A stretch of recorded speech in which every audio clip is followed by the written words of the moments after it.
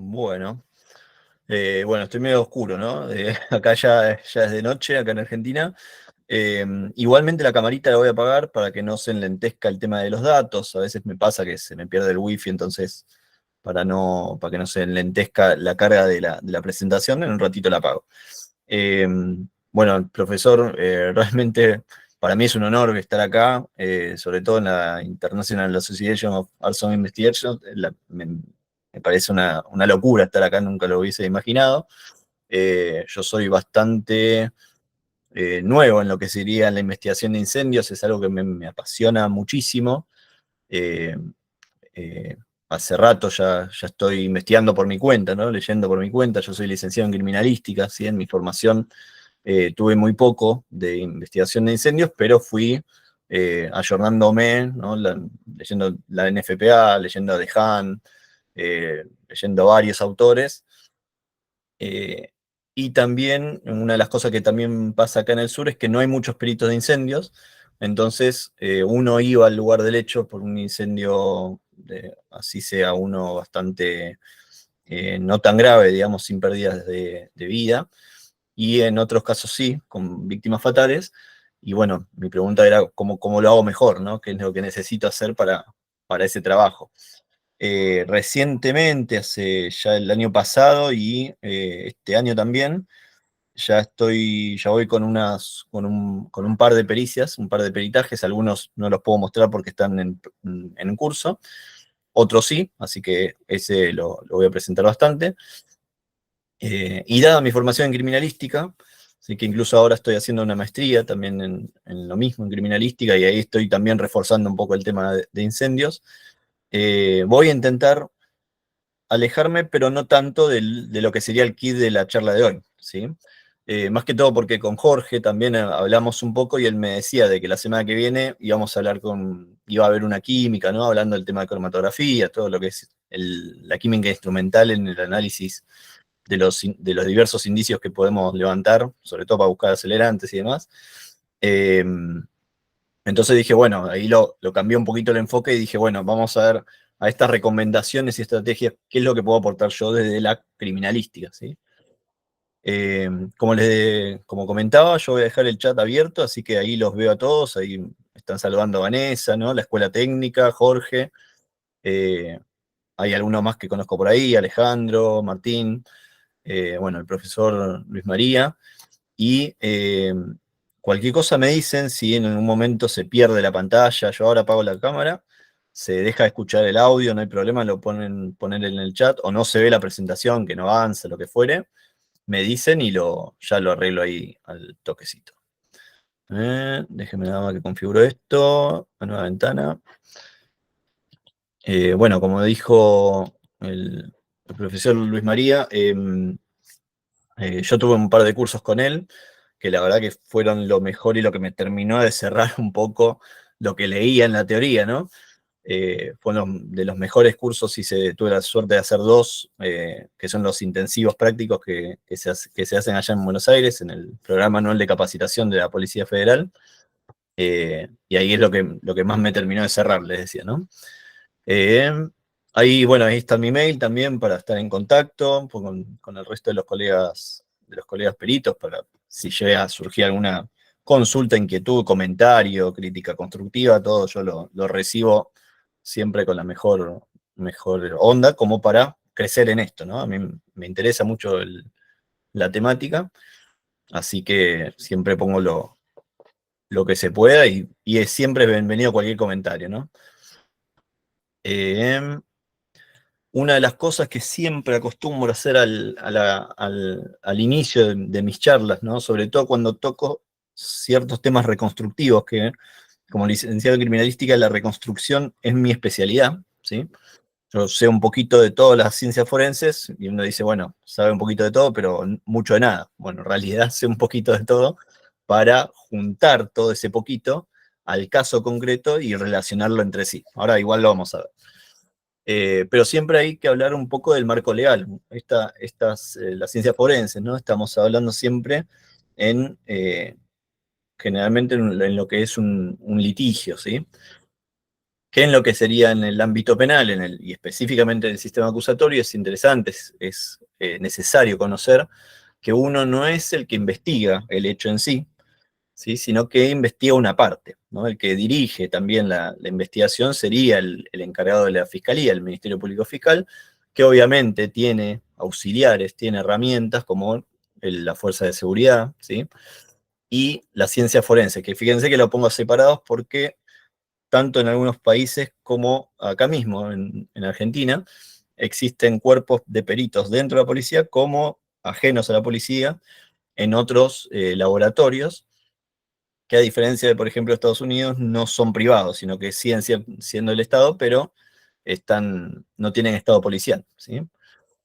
Y dentro de todas las ciencias forenses que uno se acostumbra a ver en la bibliografía, ¿no? Que hay un montón de disciplinas y demás, yo terminé ordenándolos por el criterio material, ¿sí? El material es tomando el concepto que habla la física, ¿sí? La física habla de la materia, de todo cuerpo que ocupa lugar en el espacio-tiempo. Entonces, depende de qué tipo de indicio estamos hablando de criminología o criminalística, ¿sí? Eso también es algo que a veces es bueno recordarlo, ¿no? El fin de la investigación criminal va a ser justamente demostrar esto. Creo que el mouse también se ve, ¿no? Cuando lo muevo por acá, así me ayuda a señalarlo. Ahí sí me pueden confirmar, ahí sí, ¿no? Lo que fuere. Les decía que la investigación criminal, el objetivo es buscar determinar la materialidad del hecho. Buenísimo, Vanessa, mil gracias. Una vez que esto se puede demostrar, es decir, existió un hecho del tipo X, no hay problema, no importa, ahí recién se puede hablar de autoría, y no estamos tan acostumbrados en nuestro país a buscar el motivo, pero si se lo tiene, de alguna manera refuerza autoría y materialidad del hecho. En otros sistemas u ordenamientos jurídicos, el motivo es casi fundamental, ¿no? Y es muy interesante cómo las dos ciencias forenses pueden dar contestación, ¿sí? A estas demostraciones, ¿eh? A ofrecer prueba o evidencia para determinar esta materialidad, la autoría y algunas veces el motivo, ¿sí? El motivo generalmente lo va a aportar la criminología, a partir del indicio sociopsicológico o inmaterial.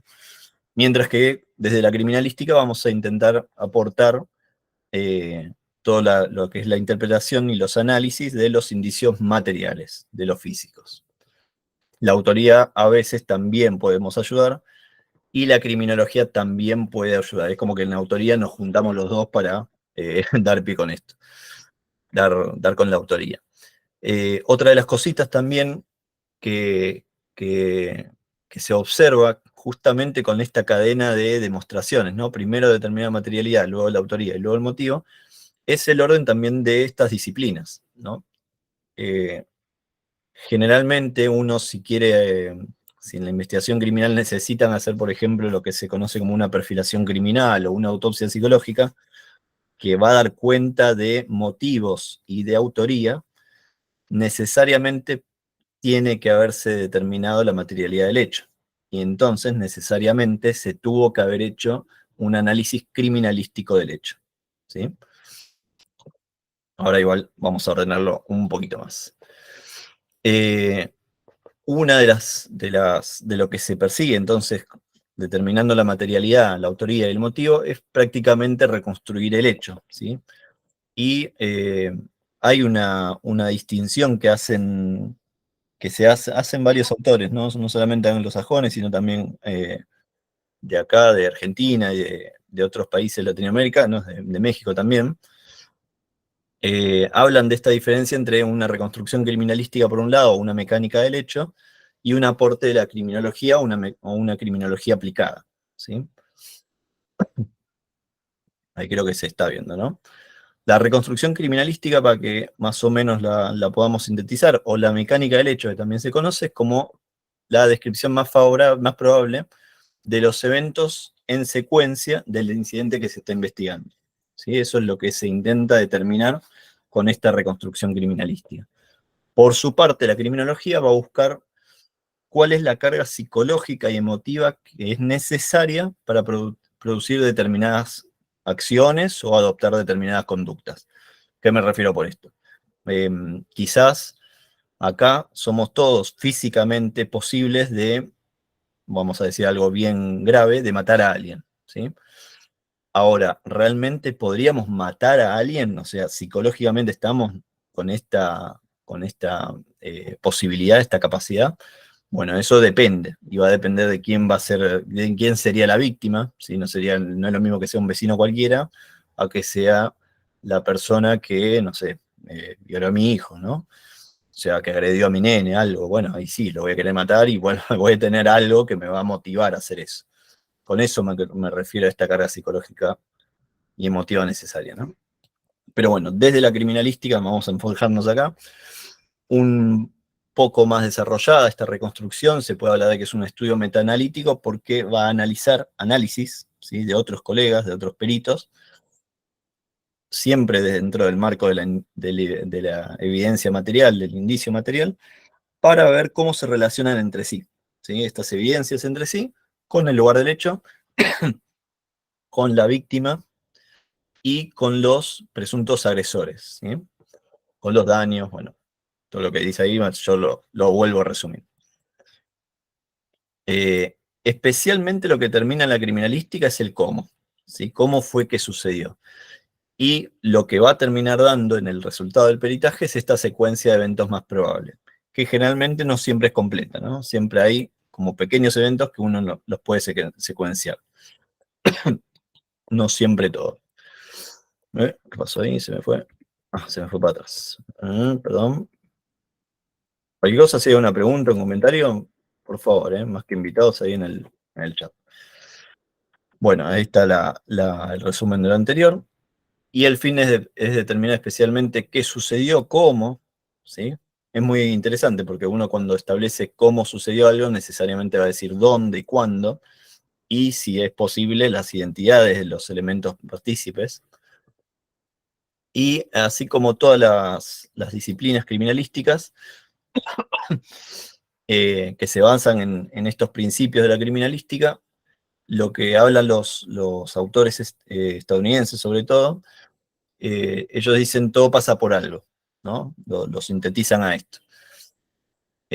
Lo que sucede es que, bueno, nosotros nos estamos inmersos en una realidad material, física. Entonces, agentes físicos van a transferir el resultado de accionar en un lugar, ¿sí?, espacial y temporal, así como en la víctima del agresor. Esta sería la base de por qué se puede hacer, en principio, por qué sería viable hacer una reconstrucción criminalística. Es interesante también que la reconstrucción criminalística, yo les comento, cuando hace unos ya 12 años iniciaba en este mundo de la criminalística, yo era uno de los que tenía una opinión al respecto de quién hacía este tipo de investigaciones, ¿no?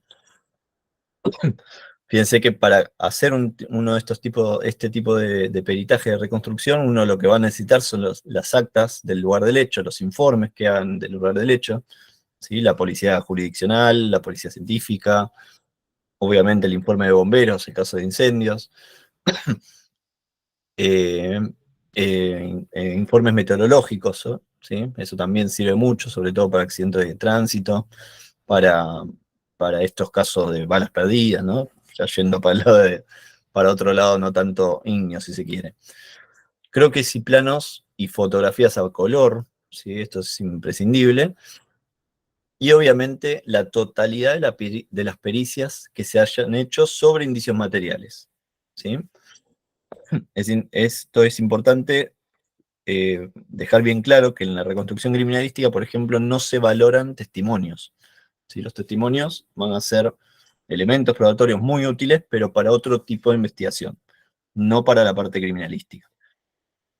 Y con lo que les decía de que había cambiado un poco mi forma de pensar, era esto, que los invito a contestar esta pregunta, ¿no? A contestarla, a escribir, no hay problema si lo fundamentan o no, ahí en el chat. ¿Qué les parece a ustedes? Si el perito que va al lugar del hecho, ¿sí?, al lugar de incendio, por ejemplo, al homicidio, lo que fuere, ¿quién debería ser el perito que haga esta reconstrucción criminalística? Si el perito que estuvo en el lugar del hecho, procesando el lugar, ¿sí?, haciendo la trayectoria balística, haciendo el registro, haciendo el croquis, o lo que fuere, o levantando el presunto acelerante, o quizás sea mejor que lo haga un perito que no estuvo en ese lugar del hecho, trabajándolo. ¿Sí? ¿Qué opinan ustedes? Yo antes tenía una postura y ahora recientemente la he cambiado. Yo eso se los dejo para que también hagamos un poco más dinámica la charla de hoy. Uy, toqué algo. Perdón, me estoy volviendo. Esto sin temor, no es un examen para nada. Imagínense que estamos charlando simplemente de lo que opinen. Está todo perfecto. Ay, Vanessa, buenísimo. Quizás in situ se complica generar hipótesis. Genial, bueno. Bueno, perfecto. Fíjense que una de las cuestiones de tiempo tocó Vanessa también, ¿no? El tema de quizás hacerlo después sirva para hacerlo mejor. Necesariamente va a tener que hacerse después, ¿sí? Porque después voy a tener todas las pericias, ¿sí? En el momento va a ser muy difícil que el resto de acelerante que estoy levantando en ese momento ya el resultado lo tenga inmediato, ¿no? Va a tardar, va a tener su tiempo, sobre todo, bueno, peritajes genéticos, ¿no? Pero incluso otro tipo de peritajes también va a ser complicado, el mismo plano, ¿sí? Uno va a poder hacer un croquis en el lugar, pero más tarde voy a necesitar otro tipo de, otro tipo de relevamiento planimétrico, uno mejor, ¿sí? Recolectar información del lugar, análisis posterior, bueno. Y Martín y Vanessa, fíjense bien de contarme qué les parece a ustedes de qué perito lo tiene que hacer, si el que estuvo en el lugar o el otro, ¿no? Imagínense que estamos los tres trabajando en una dependencia, nos llaman para un hecho X y voy yo con Martín. Bueno, ¿quién es el que mejor puede hacer la reconstrucción? ¿Vanessa o Martín y yo? O alguno de los dos, ¿no? Esa sería la pregunta. Para lo que es todo lo que es reconstrucciones, y hoy voy a fundamentar un poco por qué la parte de incendios también es una suerte de reconstrucción criminalística, porque la considero personalmente yo en ese sentido. Eh, Nosotros les comentaba que nos basamos en los conocidos principios de intercambio, de transferencia, y el de correspondencia de características, que son muy similares ambos. Para el que no lo conoce, establecen que en el contacto de dos elementos se transfiere o se intercambia algo, estos dos elementos, ¿sí? Se transfieren mutuamente algo. El de transferencia me habla de que se transfiere materia, ¿sí? Si yo toco una superficie, me estoy dejando suciedad de su superficie y aparte yo estoy dejando mi ADN, ¿no? Me estoy transfiriendo algo. Y en el principio de correspondencia lo que digo es que no solamente me puedo llegar a transferir materia, sino que además dejo algún patrón, ¿sí? O tomo algún patrón del otro elemento. Lo que sea que estoy transfiriendo, o lo que sea que se está dando en esa interacción, me va a dejar evidencia de esa interacción, ¿sí? No sé si me he explicado bien, cualquier cosa me preguntan, y tal vez lo escribo y me queda mejor. Cuatro ojos que dos, excelente eso, Vanessa, eso está buenísimo. Lo que decís está buenísimo, vamos a hacerlo un poquito más adelante, que también es una invitación que quiero hacerles después. Te me adelantaste sin saberlo, Vanessa, buenísimo. Para la reconstrucción, aparte de estos dos principios, nos interesa otros más. Fíjense que la idea es secuenciar eventos. Cada uno de estos eventos, ¿sí? Hay que ponerlos en orden. Obviamente no vienen con el numerito, sino que el número lo tiene que poner. Y fíjense qué relativo que es, ¿no? Tal vez no pueda decir exactamente qué sigue a cada cosa, pero necesariamente que algo estuvo antes que el otro, o después, o en el medio, ¿no? Y estos son los principios de superposición, de continuidad, de cronología. Esto está muy desarrollado en lo que son la bibliografía anglosajona, ¿sí? Que incluso ellos también hablan en lo que es criminalística, en lo que es reconstrucción criminalística, ellos hablan de crime scene reconstruction, ¿no? Reconstrucción de la escena de crimen. Ellos hablan de, por ejemplo, capítulos donde si participó proyectiles de arma de fuego o armas de fuego, hablan de una reconstrucción del incidente balístico. Si es incendios, reconstrucción de incendios. Si es digital, ¿no? Evidencia digital, reconstrucción informática. Bueno, ellos hacen esa separación. Y ahí tienen bastante desarrollado estos principios, ¿no? Una de las cosas que me preocupó mucho en mi formación, les comento, o lo que me arraigaron bastante, era que tenemos que tener un método de trabajo, ¿sí? No solamente por una cuestión de transparencia en este trabajo pericial, ¿sí? Que generalmente es judicial, o que va a terminar generalmente en un foro, ¿no? Lo que es forense, eh, sino también con una cuestión científica. Si estamos hablando de que criminalística es una ciencia, eh, o, un- o algunas ramas de esta criminalística o de la criminología son disciplinas científicas, bueno, necesariamente tenemos que tener un método sistemático para llegar al resultado que estamos buscando. Y otra de las razones es por lo que hablaba Vanessa, ¿no?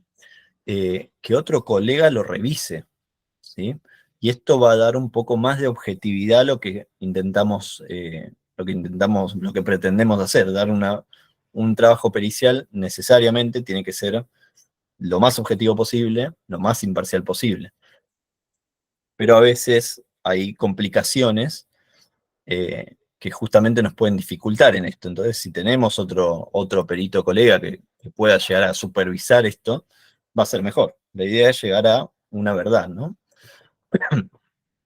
Y cuando me empezaron a dar peritaje de reconstrucción, de mecánica del hecho, me encontré con que no encontraba método. Y uno dice, bueno, el método científico habla de poner una hipótesis, contrastarla, ¿no? Ir viendo ese flujo que está perfectamente desarrollado en la NFPA 921, y en otros libros más, ¿no? Em, pero aún así, mi idea era más buscar una recetita, ¿no? Decir, bueno, primero que hago esto, primero hago lo otro. Uno de los aforismos que hay en criminalística es esto de ir de lo general a lo particular. Entonces, en base a eso, y en base a lo que en el expediente uno tiene, ¿sí? Como generalmente en el expediente lo primero que sale en la carpeta es el informe perdón, el acta de intervención policial. A partir de ahí dije, bueno, vamos a empezar a hacer lo que primero tengo y ahí vamos a empezar a ir correlacionando todo lo demás. Básicamente el trabajo de reconstrucción también es una ingeniería inversa. Uno empieza en el lugar del hecho y lo que intenta reconstruir es todos los eventos que sucedieron antes y que culminan en el lugar donde estoy en ese momento, no en ese lugar del hecho. Así como ver un poco al pasado, no tanto, simplemente lo justo y necesario para que me explique cómo llegó, cómo fueron todos los eventos que culminaron en lo que estoy viendo en ese momento. Entonces, el primer paso que voy a hacer es analizar justamente qué es lo que dice el acta de intervención, el de inspección ocular, por ejemplo, el informe del coordinador, ahí por ahí dice, Jay dice, habla del el coordinador. Ahora los leo un poquito más detenidamente. Eh, el informe de bomberos, sí, también, el informe meteorológico, todo lo que me tenga que ver con el lugar del hecho en sí. Este acta es lo que me va a dar el lugar, ¿sí? Y a él, es decir, me va a contestar un poco el dónde y me va a contestar un poco el cuándo, ¿sí? El cuándo en realidad me lo va a contestar de alguna manera como una suerte de límite, es decir, hasta este punto yo sé que después de este punto no sucedió el hecho, ¿no? De alguna manera yo llegué y después de que yo llegué no es que mataron a nadie, sino que ya han matado a alguien. Entonces a partir de ahí tengo que hacer toda la ingeniería inversa. Obviamente el acta de intervención, el plano y las fotografías deberían estar en coherencia, ¿sí? Si lo que dice el indicio 1 tiene que ser el indicio 1 en el plano, en la fotografía, eso hay que analizar que eso sea así, a veces no pasa, esto parece raro, pero a veces hay errores, ¿sí? Somos humanos, nos podemos equivocar. Y el otro análisis que ya se empieza a vislumbrar es ver uno de los indicios más importantes que es la víctima, ¿sí? El informe de autopsia, los informes médicos legistas, a ver qué se saca de las lesiones, qué información podemos obtener de las lesiones de ese cuerpo que se encontró en el lugar. Si hay sospechosos o si hay víctimas sobrevivientes, qué lesiones presentan y ver cómo se correlaciona con este lugar del hecho que estamos viendo de los registros fotográficos y del plano. Estoy leyendo. Perfecto, Jay, para que no se contamine, buenísimo. Exacto. Ah, bueno, ahí te entiendo lo que me estás diciendo, Jay, con el segundo comentario, ¿no? Fíjense lo que dice. Si bien está el coordinador para organizar, también le da fuerza a la pericia, por si algo se escapa, ¿no? Me gusta eso. Perfecto, Loreto, estar ahí, bien. Entonces Loreto estaría en, él preferiría, ¿sí? Preferiría Loreto que, eh, Loreto Velasco, que el perito que fue al lugar haga la pericia, ¿no? Porque ahí entiendo que sería así. Pasamos entonces a analizar el resto de las evidencias, de los indicios que se han peritado. Por ejemplo, este resto de acelerante que se ha levantado del lugar del hecho, fue al químico, el químico dio el resultado, y este informe está en el cuerpo del expediente. También tenemos un ADN por ahí tirado, genial. Tenemos otro informe para analizar. En lo que es criminalística, en escenas de homicidios y demás, bueno, un proyectil que encontramos, perfecto, la balística me dijo, el calibre, el tipo de arma que lo disparó, ¿sí? Y esas evidencias lo que vamos a tener que hacer es nuevamente relacionarlas con el informe de autopsia, con las fotografías, con el plano y con lo que se dice en el acto, ¿sí? El punto de reconstrucción empieza más que todo acá, ¿sí? En este otro paso, en el análisis de indicios reconstructivos. ¿Qué son los indicios reconstructivos a diferencia de estos de acá? Que se llamarían indicios del tipo verificatorio. El indicio reconstructivo por sí mismo da muchísima información de la secuencia de eventos, ¿sí? Por sí solo da muchísima información. A diferencia de los indicios verificatorios, ¿sí? Que solamente dan información de ellos mismos. Por ejemplo, un rastro papilar me está diciendo, bueno, este dibujo pertenece a fulano, ¿no? Fulano tocó este elemento. El muestreo que hice en el lugar de hecho dio que es un acelerante. Listo, nada más. Los residuos que levanté, los eventuales residuos que levanté de las manos, dio partículas características de residuo de disparo. Perfecto. Pero no me dice nada más.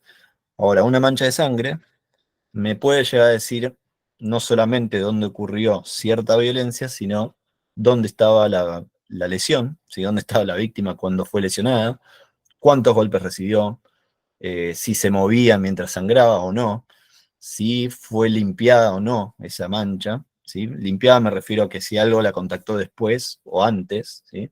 O si fue algo ensangrentado que se trasladó. ¿Sí? Fíjense que me da mucha información solamente la mancha, ¿sí? El ADN también, una mancha que se hace un hisopado y se manda al ADN, bueno, el ADN me dice si es de Gonzalo Miguel Murillas, perfecto, y nada más, no me dice cuándo sucedió, ni qué pasó antes ni después. Otro de los indicios es, bueno, la biomecánica, y otro, ya llegando a nuestro tema, son justamente las marcas de fuego. Las marcas de fuego nos hablan muchísimo de cómo fue que se propagó el incendio, ¿sí? Cómo se propagó el calor. Y esto obviamente que nos ayuda, fíjense que uno cuando ve las marcas de fuego lo que intenta hacer es decir, bueno, ¿desde dónde viene el efecto que se produce, que estoy viendo? ¿Sí? Y de alguna manera nos lleva, ¿sí? Analizándolo, nos lleva hacia los objetivos de la investigación de incendios, que es determinar el origen y después determinar la causa, ¿sí? Bueno, el análisis de la posición de indiciaria relativa, me encuentro con que en los casos de incendio, de reconstrucción de incendio, la misma marca me está hablando de esta posición. En otro tipo de casos, para que se entienda este punto, es por ejemplo, y para eso me sirve muchísimo el plano, es por ejemplo ver un cadáver en una calle y todo un camino, ¿sí? A lo largo de la calle, de vainas servidas, de calibre 9x19. Bueno, ¿qué me está diciendo eso? ¿O qué tan diferente es esa escena, es ese lugar del hecho, comparado a lo mismo, pero que las vainas servidas estén agrupadas en un sector? Por un lado, me está diciendo que el tirador estaba en movimiento mientras disparaba, y por el otro, me está diciendo que estaba quieto mientras disparaba, ¿no? La vaina servida se eyectaba y caía en el mismo lugar, ¿sí? Hacia grandes rasgos. Fíjense que eso me lo estás diciendo solamente qué posición ocupaba en el espacio cada indicio en referencia a otro. Ese sería a grandes rasgos ese análisis de posición de indiciaria. Les comentaba también que la secuencia generalmente nunca es completa. Siempre hay vacíos que uno no puede determinar. Uno sabe que la persona estaba en la posición A y después llegó a la C y a la D. Pero la B no puedo explicar bien qué pasó o no la puedo explicar ni siquiera en forma parcial. Directamente no sé cómo pasó por B. Pero sé que estaba en A y después vino C y D. ¿Qué pasó en B? No lo sé. En el peritaje, en este punto, uno lo tiene que poner. Pone sus propias limitaciones. Bueno, se puede explicar hasta acá y hasta acá. Quizás se puede explicar porque faltan elementos. Bueno, ¿qué elementos faltan? ¿Sí? Y ahí está bueno tener estos conocimientos de criminología para decir, bueno, mirá, acá tal vez una perfilación te ayude a decir qué pasó entre este evento y este otro, o por qué la víctima tuvo este camino y no tuvo este, ¿no? Entonces hacer una autopsia psicológica, o tal vez no te puedo decir exactamente quién disparó a la víctima o quién la prendió fuego, pero fíjate si tenés algún elemento, algún mensaje, porque acá hay algunos escritos, entonces tal vez si aplicás lingüística forense te da algo, ¿no? Como para decir, hablando en general, uno puede, puede volar en la imaginación, pero en el caso concreto les aseguro que empiezan a salir varias técnicas, tal vez de la criminalística, tal vez de la criminología, que sale, te puede ayudar en esto, ¿no? Entonces eso se lo da al investigador justamente para que siga, al que dirige la investigación criminal, para que siga en el camino de la investigación y vea y llegue a un resultado, ¿no? Puede ser que no sepa por tal cual, porque me faltan evidencias comprobables que pueda decir, bueno, la evidencia, lo que estoy diciendo me sustenta en esta evidencia, o directamente puede ser que no tenga, directamente no tenga evidencia, no tenga indicios, no tenga nada. Directamente yo sé que de un punto al otro, necesariamente el punto este estuvo antes que el resto. ¿Qué pasó en el medio? No sé. ¿Sí? Eso sería más o menos. Y muchas veces pasa, ¿eh? A veces nada más tenemos la mancha de sangre y decimos, bueno, ¿y cómo llegó acá? Y estamos viendo la mancha y la buscamos, la vemos, la buscamos, la vemos. Y también no solamente pasa por falta de evidencias que se dejen, ¿sí? Que queden del hecho, sino por la natural contaminación que le sigue, ¿sí? Porque un caso de muerte violenta, así como proyectil, con arma blanca o lo que fuere, bueno, después llega la policía para ver qué pasó, para ayudar a la víctima, llega la ambulancia, ¿sí? Por eso es importante que en el, en el acta de intervención, se asiente todo el movimiento del personal que hizo cuando llegó, ¿sí? Para explicar todo esto y ver por qué la mancha, por ejemplo, fue modificada, ¿sí? Uno dice, no, hay que preservar el lugar del hecho, ¿no? Y demás, pero si la víctima está viva, y necesariamente tengo que fijarme a ver si está viva o no, y bueno, tal vez la mancha de sangre la tenga que pisar, ¿sí? O tenga que correr algún mueble, alguna cosa, ¿no? Para llegar a la víctima y ver si necesita ayuda, si está en eso, ¿no? De poder ayudarla o no. O sea, primero la vida. Y ahí puede ser que se pierdan, que se transfieran otros materiales, que se enmascaren otras evidencias y termine no pudiendo ver ese paso de la secuencia. Con esta metodología, de alguna manera también estoy viendo, de ir de lo general a lo particular, una suerte de tamiz que se está dando, ¿sí? Uno cuando va a un lugar del hecho, me llaman, ¿no? Por una muerte violenta, bueno, yo tengo millones de ideas de cómo pudo haber pasado esa idea, esa muerte violenta, ¿sí? Lo mataron a golpes, lo mataron con arma blanca, le dispararon, le prendieron fuego, no sé. puede ser millones de cosas. Ahora, cuando llego y veo vainas servidas esparcidas, hay un pequeño tamiz que me deja de lado, ¿sí? Todo esto de acá me lo deja de lado, esas hipótesis posibles empiezan a filtrarse y ya dejo de lado el arma blanca, ¿sí? Probablemente haya un arma de fuego, ¿sí? Vainas servidas. Ahora bien, encuentro 3 vainas servidas. Bueno, tengo otras posibles hipótesis que me digan cuántas armas, por ejemplo, una hipótesis ahí en el lugar puede ser cuántas armas participaron. Sí, son del mismo calibre, 9 por 19, quizás una, pero no me dice nada que sean 2, que sean 3, o que sea un revólver, ¿sí? El 38 largo, el 33-57, que también las puede disparar, y esas vainas quedaron, ¿sí? Las sacaron y dispararon más. Entonces, ¿qué me va a tamizar esto? Estas nuevas hipótesis me la va a tamizar el resultado del laboratorio, ¿sí? Las evidencias, la balística en este caso. La balística me dice que participaron 2 armas. Perfecto, entonces ahí ya sé que estoy acá, en donde hay hipótesis que ya empiezan a ser probadas. Probable no tanto de estadística, sino de lo que tengo que me sustenta, ¿sí? De que tengo evidencia que me sustenta esta hipótesis. ¿Cuál es la hipótesis que me sustentaba? Bueno, que hay 2 armas.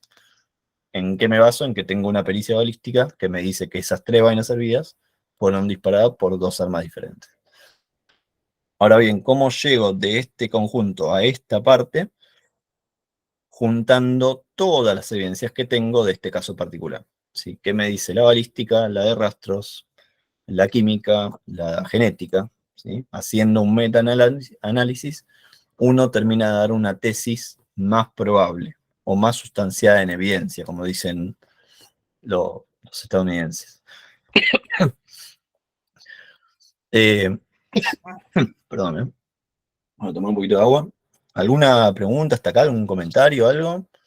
Ese sumario, se sumaron bastantes más. Siempre tengo el chat ahí abierto. Mientras tomo un poquito de agua.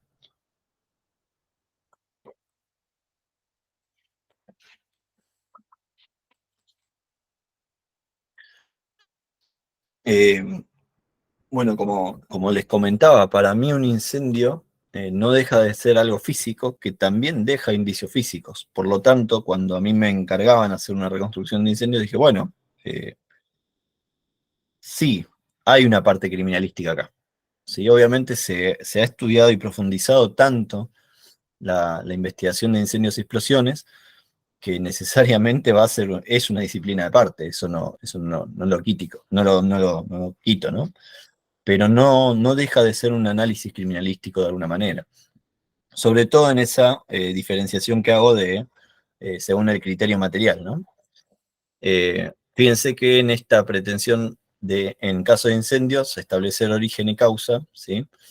Se valen de los mismos principios y pasando en esta interacción combustiva, ¿sí? Que obviamente es física, deja indicios físicos. Aquí estoy tocando acá. Sí, bueno, esta es una de las láminas que seguramente conocen de la propagación del calor.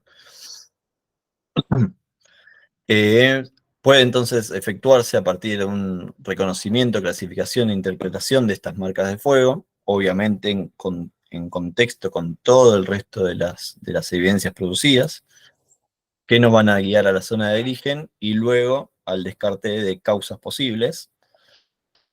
Y bueno, estos son conceptos que quizás manejan mejor ustedes que yo, ¿no? Estas marcas de fuego son manifestaciones físicas que resultan de una interacción entre lo que se genera en el incendio, el calor, el humo, los gases, con los materiales en el entorno que se queman, ¿no?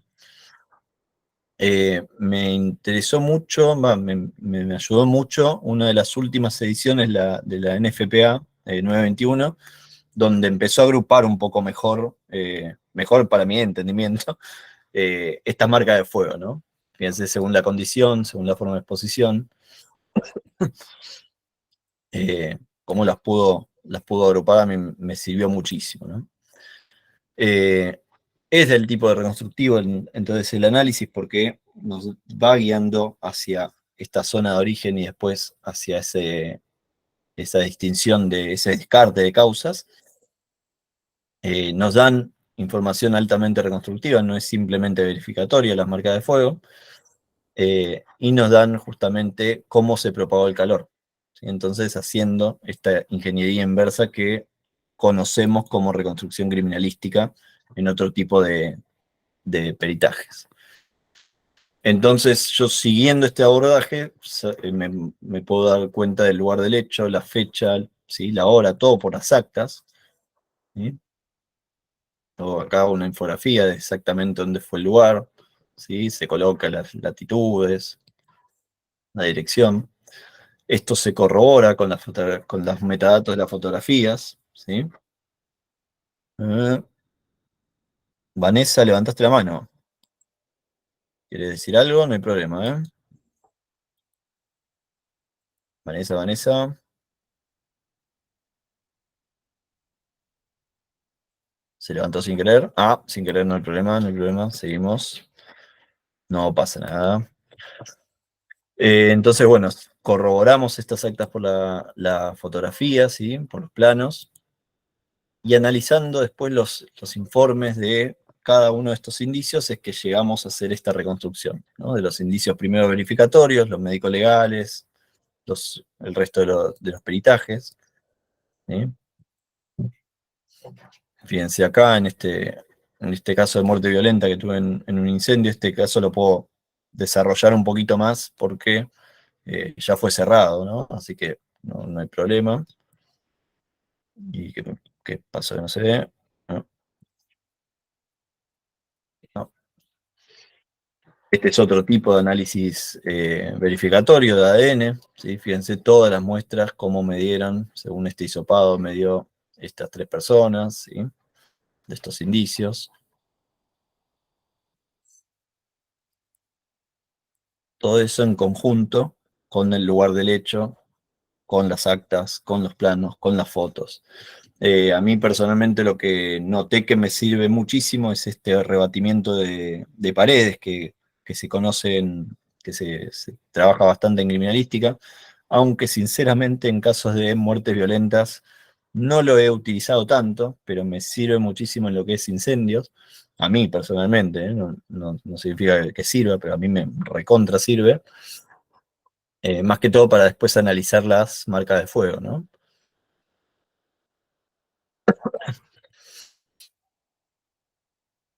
¿Qué pasó ahí? Y obviamente después de los verificatorios, los reconstructivos. Fíjense acá, como todo esto me está hablando de una zona que no hay mucho calor en esta parte, ¿no? Entonces, de alguna manera me está llevando hacia el lado contrario. Y el calor por acá no se originó. Y acá hay mucho depósito de hollín, entonces me tengo que ir para otro lado, ¿no? Fíjense, estas marcas que vemos acá, ¿sí? El área protegida, estas marcas de fuego, eh, de sombra de calor también, me, se vincula con uno de los principios criminalísticos que les mencioné de reconstrucción, que es eh, el principio de lateralidad, lateralidad, de continuidad lateral, perdón. Que este principio, a ver si lo tenía ahí graficado, se me fue. Lo tenía en algún lado. Bueno, el principio de continuidad lateral lo que me está diciendo es que una zona que es irradiada por una materia o por una energía, como puede ser el calor, si a esa zona le coloco un objeto interpuesto, una vez que la irradiación desaparece y muevo ese objeto, lo que voy a ver es una diferencia en el patrón, ¿sí? Justamente acá lo que estoy viendo es que en este soporte de televisor hay resto de hollín. Si estuviera puesto el televisor, probablemente acá se me dice generar una sombra, ¿sí? Una diferencia del patrón, que es algo que me pasó acá. Si se fijan, toda esta línea se mantiene en todas las paredes, excepto en esta parte. En esta parte algo había cuando se generó el hollín, ¿sí? Atrapando ese hollín, y cuando fue retirado del lugar, ¿sí? Por lo menos en este momento, tal vez se cayó con las tareas de extinción del fuego, o se movió por alguna razón o algo, pero cuando se generó el hollín estaba, ¿sí? Y fíjense que eso es bastante reconstructivo, por eso ese principio de continuidad lateral se utiliza mucho en lo que es reconstrucción. ¿Sí? Fíjense acá, bueno, todas las marcas que se pueden llegar a ver, ¿sí? Derretimiento de la puerta acá, ¿sí? Acá más destrucción del material, directamente la cama, no existe la cama, ¿sí? Justamente la lesión de la víctima, la más quemada de esa zona, que me llevaban a que la zona de origen sería por este lado, ¿sí? Por esta parte de acá.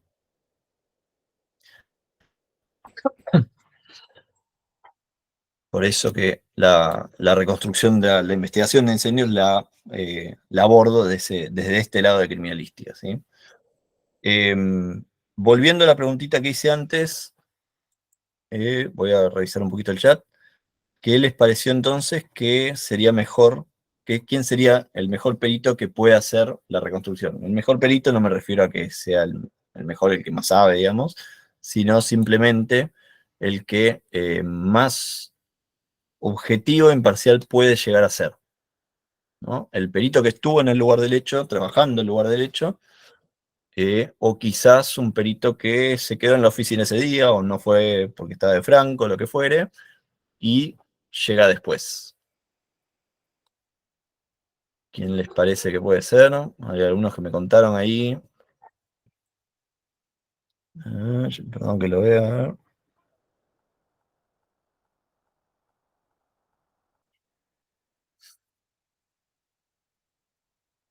¿Alguien? Les comento lo que yo opinaba en su momento. Al principio, cuando yo hacía las primeras pericias, lo que decía era que yo hago las reconstrucciones del hecho que yo iba, ¿no? Porque yo si iba a un hecho de muerte violenta, por ejemplo, de homicidio, decía, bueno, trabajé en el lugar, ya conozco los pormenores del lugar, me hago idea más fácil de las dimensiones del lugar. Hacen a las 22 horas de Argentina, Mauricio. A esa hora comenzó, hace una horita. Entonces yo decía, bueno, si yo fui al lugar del hecho voy a tener una mejor idea, entonces cuando tenga que hacer la pericia, lo voy a hacer mucho mejor. Va a haber cosas que tal vez, si la foto salió mal, yo me voy a acordar cómo eran. Entonces las puedo llegar a arreglar, ¿no? Esa era mi creencia en su momento. No obstante, los que hemos ido a un hecho, ¿sí? También sabemos que no solamente estamos expuestos a toda esta información indiciaria, ¿sí? Sino que también conocemos muchos otros pormenores y muchos otros tipos de datos que tal vez nos pueden influir negativamente en esta objetividad e imparcialidad que pretendemos como peritos, ¿sí? Hay muchísimos estudios desde la neurociencia aplicada eh, a la función forense, a las ciencias forenses. Una de las mejores es la de Itiel Dror, ¿sí? Lo voy a escribir acá, Itiel, para que lo puedan buscar y puedan profundizar si les interesa el tema. Eh, y él habla, fíjense, de la cantidad de errores que pueden haber, él categoriza la cantidad de errores que puede haber eh, para que pueden influenciarlo en obrar mal, ¿sí? En hacer mal el peritaje. Obviamente estos errores no son conscientes, ¿sí? Piense, él habla de lo que es los sesgos cognitivos, que si también nos ponemos a ver los informes del NAS del 2009, el PESCAS del 2016, hablan muchísimo de esto, porque justamente lo que se empezó a ver es que las ciencias forenses quizás no son tan infalibles como uno las ve en la televisión, ¿no? Como esta idea de que, bueno, la huella digital es 100% segura. Bueno, no es tan 100%, o el ADN es lo mejor de lo mejor. No es tan así. Incluso estos informes fue un golpe bastante duro al ego de muchos colegas, yo incluido obviamente, porque nos estaban diciendo de alguna manera que no somos tan objetivos como creemos o como pretendemos o incluso como queremos, ¿no? Y eso es algo realmente que si lo ponemos a pensar es verdad. No, nunca es objetivo 100% en nada. Pues siempre tenemos la mirada propia que influye. Ya esa mirada propia influye bastante. Eh, mirá, buenísimo. Ahí tengo una. El más apto es el que estuvo en el lugar. Tiene más convicción del hecho, mirá. También. Perfecto. Pero Resendiz está pensando, Flor Abigail, perdón, es el apellido Flor Abigail, habla de que el que estuvo en el lugar es el más apto. Sin embargo, Flor, eh, fíjate esto es un llamado a la reflexión, ¿no? A ver si, qué tan es así, ¿no? No me crean a mí, fíjense, lean a Itiel Dror, que tiene muchísimo de esto. Yo pensaba lo mismo que vos, yo realmente trabajaba de la misma manera, pero empecé a observar, a analizar, a estudiar el tema de los sesgos cognitivos, y fíjense esta definición, ¿no? En error, en el razonamiento, evaluación, bueno, en un proceso cognitivo, ¿sí? Que se da por mantener un supuesto que es independiente al dato o al indicio que se analiza, ¿sí? Un ejemplo de esto puede ser, ¿se acuerdan ese ejemplo de las vainas servidas, ¿no? Tengo 9 vainas servidas y yo voy al lugar del hecho, veo las 9 vainas servidas, veo que son del mismo calibre, ¿no? Les ponemos los numeritos, el registro fotográfico, planimétrico, lo hacemos todo perfecto, y digo, bueno, acá, ¿cuántas armas hubieron? Y probablemente fue una. Ahora, ¿qué pasa si viene alguien corriendo y dice, no, bueno, a mi amigo lo mataron, pero él también estaba disparando, entonces, y esa información que tenemos en el lugar me puede llegar a hacer pensar, bueno, en realidad no es un arma, sino son dos, o son tres, o son cuatro, o lo que fuere, ¿no? No digo que en el lugar del hecho esa información no sea útil, muchas veces es muy útil, pero también lo que puede llegar a hacer es justamente influenciarnos en buscar lo que confirme las hipótesis preliminares, ¿sí? Mm, buenísimo, Martín, mirá tal cual eso. Fíjate esa experiencia. Hay que ver todo, hay que ver todo. Eh, es muy valorable la información que uno tiene en el lugar del hecho, pero hay que ser cuidadoso porque estas influencias escapan al control volitivo de la persona, del perito. Por ejemplo, si les consulto a todos los colegas peritos que hay presentes, les digo, bueno, ustedes son peritos, ustedes trabajan como peritos, ¿son objetivos en su pericia? ¿Son imparciales en su pericia? Y esto a veces, estos errores, incluso estos sesgos cognitivos, no solamente vienen por la misma contaminación de información del lugar del hecho, sino incluso por el requirente. Si el mismo fiscal en el punto pericial te puede poner una información que no es necesaria, es irrelevante para el dato que estás analizando. Una de las formas para combatirlo, para mitigar estos sesgos cognitivos que yo aplicaba con mis compañeros, eh, lo aplicaba porque a mí me tocaba una parte del trabajo mío, era recibir las encomiendas periciales de la fiscalía y repartir los peritajes entre mis colegas, ¿no? Entonces le decía, bueno, esta pericia la va a hacer eh, fulano, esta mengano y demás. Eh, y yo las pericias donde yo había ido, después de que conocí todos estos estudios de neurociencia, ¿no? Después de que los empecé a observar y analizar detalladamente, dije, bueno, vamos a ver cómo lo mitigamos esto. Entonces yo agarraba el perito balístico y le decía, mira, vas a hacer esta pericia de 9 vainas servidas del caso de homicidio tal. Eh, Hay información que dice que acá hubieron 3 tiradores, ¿sí? Yo sabía, porque yo fui al lugar, que la información no era de 3 tiradores, sino que era de uno. Pero yo le decía que había 3. ¿Qué pasa si le decía que había uno? Que solamente había un solo tirador. Y todas esas vainas servidas eran de una sola arma.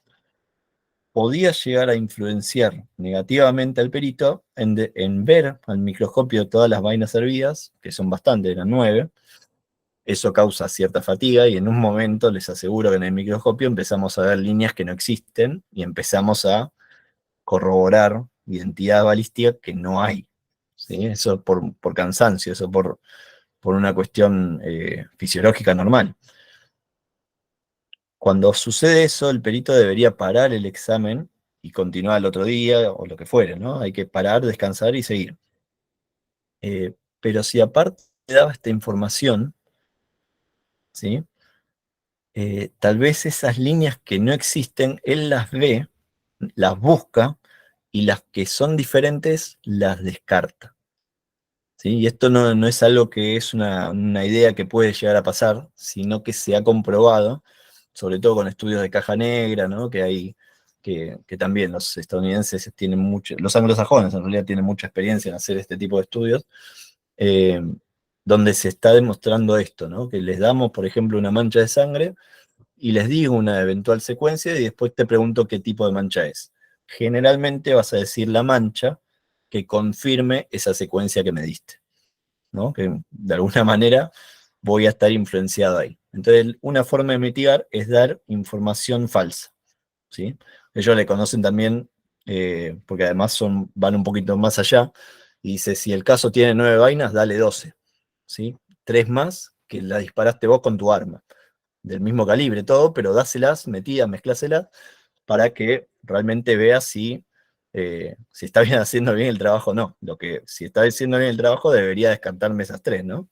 Debería por lo menos decir que hay 2 grupos. Eh, si me dice que son todas la misma y me está justamente ahí hay un sesgo de confirmación bastante claro. Otro tipo de sesgo que se da mucho en las fuerzas de seguridad es el sesgo de autoridad, ¿no? Si mi jefe dice que esto fue así, y bueno, o si mi jefe dice que esto es la misma arma, listo, fue así, ya está. O la zona de origen es esta, y bueno, la zona de origen es esta. ¿Y por qué? Y porque lo dijo mi jefe, ¿no? Y eso pasa, ¿sí? No es algo que no haya visto. Es muy interesante ver esto. Conociendo esto es que yo empecé a cambiar esa posición. ¿Sí? Hoy por hoy intento tomar casos que no conozca nada. Directamente, si quiero hacer una reconstrucción, si quieren que haga una reconstrucción, bueno, del caso no quiero enterarme lo más posible, no saber lo menos posible del caso. Incluso a veces parece como una desidia, ¿no? Porque yo llego a la oficina y me comentan de un hecho que pasó hace poco, y me dice, no, porque seguramente estuvo así, estuvo así, ¿no? Yo digo, bueno, no sé, está bien, no me interesa. Si no el caso no es mío, no me interesa. ¿No? Como que lo digo así. Pero siempre jugando con esta posibilidad que tal vez me llamen a reconstruirlo. Si me llaman a reconstruirlo, sí me voy a interesar, pero no en lo que piensen ellos, sino en lo que me diga el resto de las evidencias materiales. ¿Sí? Fíjense que de alguna manera lo que me diga mi compañero es un testimonio. ¿Sí? Después, ¿cómo lo voy a poder sostener en la pericia? Y ¿cómo voy a decir no? Porque Martín me lo comentó en un momento que estábamos tomando mate. No, lamentablemente tengo que salir de eso. En esta pericia de incendios que les mostré, que les mostré así por imágenes, la fiscal me llamó varias veces para hablarme del caso. La atendí 2 veces nada más, ¿no? Porque no quería justamente contaminarme. Pero sí estuve muy expuesto a esta posibilidad de sesgo, ¿sí? De sesgo cognitivo. La fiscal me hablaba una y mil veces de que tenía un sospechoso, de que iba a ser iba a ser lo otro, seguramente fue por no sé qué motivo, ¿no? Entonces yo tenía que incluso adoptar lo que hacen los psicólogos, ¿no? De esta atención parejamente flotante, intentar no escuchar nada de lo que me diga, ¿no? Decía que sí, tal cual, ¿no? Decía cosas así como, pero sin prestar mucha atención, ¿no? Y una de las cosas que tuve que aplicar ahí justamente fue pensar que la fiscal estaba totalmente equivocada, ¿no? Si ella decía que fue Flor Abigail, no, en realidad Flor Abigail nunca estuvo en el lugar derecho. Entonces, ir con ese prejuicio, ¿sí? Es como una suerte de reducción al absurdo, con ese prejuicio, eh, analizar todos los indicios. Si los indicios me siguen apuntando a Florencia, y bueno, listo, no voy a poder negarlo, pero no que ya apuntar a Florencia por algo que me dijeron, sino que me lo diga la evidencia, no el otro dicho, digamos, ¿no? Eh, y otro tipo, hay bastantes tipos de sesgo, pero los más comunes en lo que se ve en la parte forense, bueno, justamente son de este tipo, de confirmación, ¿no? Esto me hizo mucho ruido cuando lo empecé a ver, lo empecé a analizar, y realmente pasa así, sucede, el sesgo cognitivo sucede. Lo peor de todo es que es subconsciente, uno le escapa al control de uno. Eh, por eso una de las cositas que les quería proponer, si querían, ¿sí? Sobre todo, quizás sea más útil a los peritos, a los colegas de incendios, a los que más saben de incendios, es revisar esta pericia que hice, justamente para ver si estuve sesgado o no, si tengo algún error o no, y obviamente compartir eso, que es un poco lo que comentaba Vanessa antes. ¿No es mejor 4 ojos que 2? Sí, sí, seguro. Una de las cosas que admite el conocimiento científico, el estudio científico, es que haya una revisión de pares. ¿Sí? Y eso también es algo raro en la cultura criminalística argentina, diría. No conozco pocos peritos que realmente hablan de esta cuestión de decir que otro perito me controle de alguna manera. También, de alguna manera, eleva la necesidad o el valor que tiene un perito de parte. Un perito de parte no es un enemigo, eso también pasa mucho. Uno de los sesgos también que tiene mucho que ver, que juega un papel muy interesante en lo que son las agencias periciales de la Fuerza de Seguridad, es lo que se conoce como paradigma de los lados, donde yo, como soy policía y soy auxiliar de la fiscalía, yo quiero que la fiscalía gane el caso, ¿no? Que si la fiscalía dice, bueno, fue Martín, listo, que Martín metan en prisión, obviamente. Y si gana la fiscalía, de alguna manera, yo hice bien mi trabajo, ¿no? Y en realidad uno, si bien auxilia a la fiscalía, en realidad uno tiene que ser totalmente imparcial, y si tiene que ir contra el requerente, irá al contra el requerente, ¿no? Siempre lo que diga la evidencia material, la evidencia física.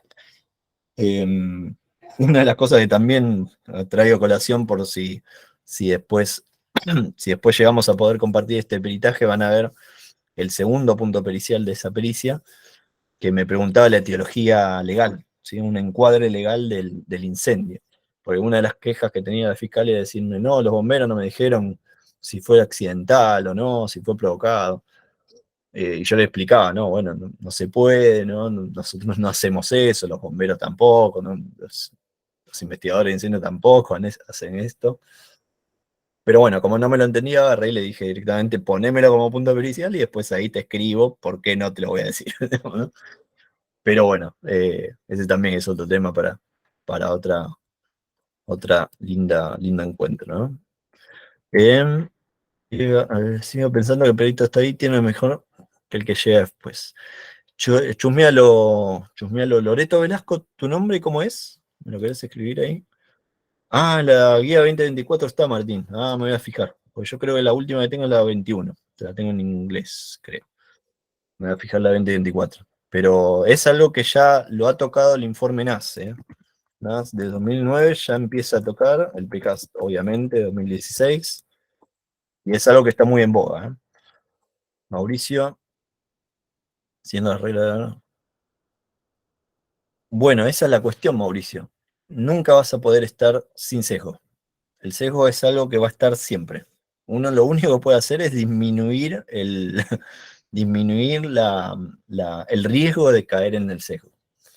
Sí, es algo que lo único que se puede hacer. Es como las medidas de seguridad en el papel moneda. Uno que busca con eso, y que no se pueda falsificar, que no se pueda adulterar. Sin embargo, sigue pasando. O sea, el riesgo está. Las medidas de seguridad tienden a que ese riesgo disminuya, o si realmente sucedió, que se ponga en evidencia. Bueno, los sesgos siempre están. Es algo, eh, estas ideas preconcebidas, fíjate que hay una idea preconcebida de que, como somos auxiliares del fiscal, de alguna manera queremos ya poner en prisión al primero que sea sospechoso, ¿no? No, bueno, pará, tal vez no, ¿eh? Pero, buenísimo, Mauricio, genial, van a ser bienvenidos. Iván,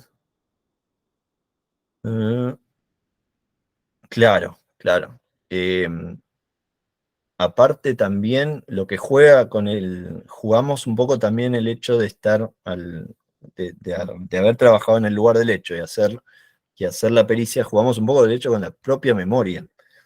Y hay infinidad de estudios de la parte jurídica del valor que se le tiene que dar al testimonio, ¿sí? Del valor del recuerdo, de estos recuerdos que se crean. Hay recuerdos que no han existido y se crean, ¿sí? Son nuevos recuerdos que existen. Que eso también es propio del investigador, ¿sí?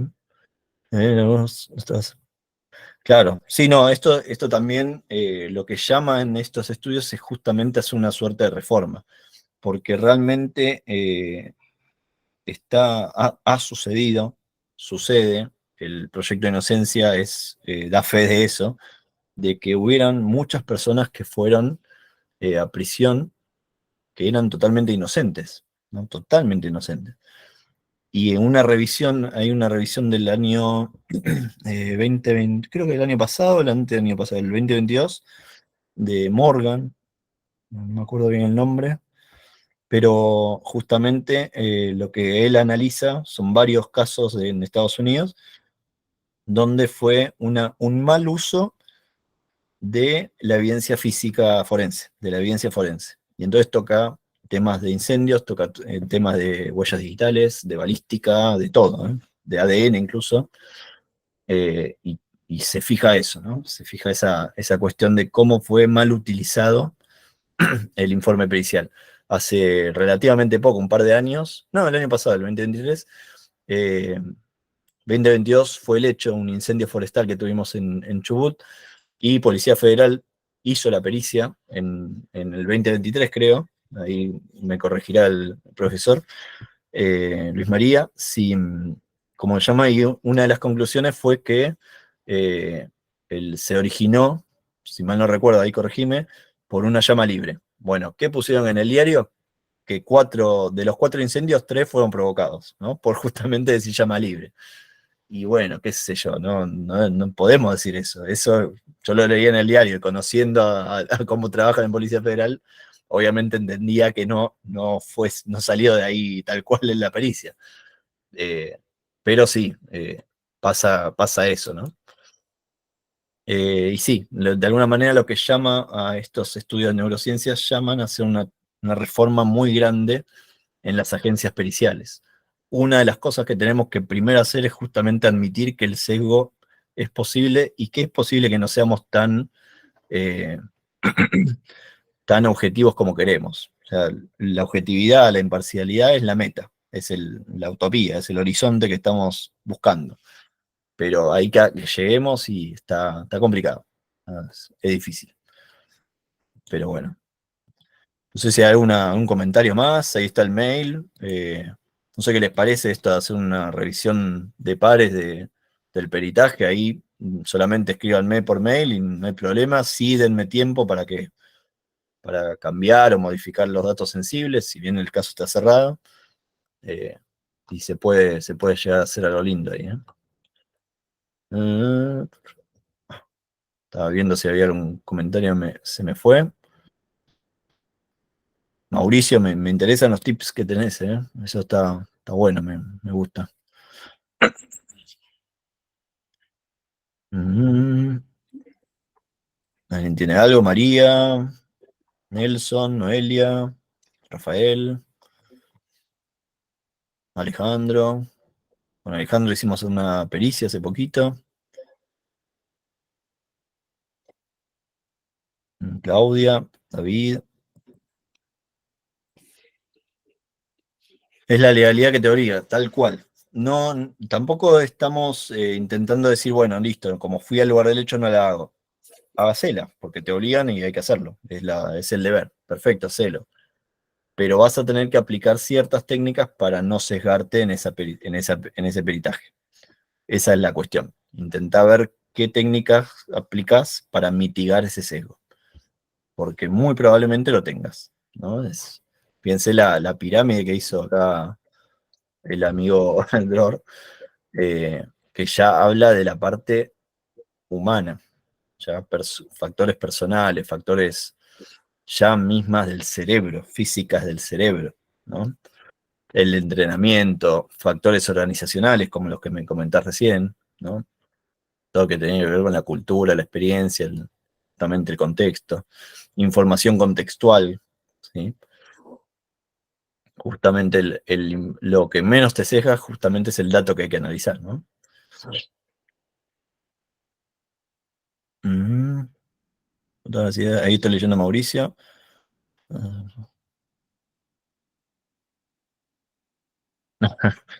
Mejor de película de vaquero.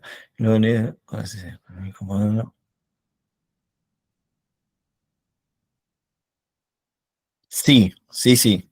Yo te entiendo, pero hay que tener cuidado cómo lo decimos también. Una de las cosas que dice Itiel es justamente que la información es tan importante como el orden en que accedes a esa información. Por ejemplo, en esta pericia que les comento, eh, la fiscal me decía, yo tengo un informe de un perito de bomberos que trabaja acá en Puerto Madryn, en el aeropuerto, que él hizo la pericia, me decía, yo tengo una pericia de este hecho que te estoy pidiendo, tengo la pericia de incendio.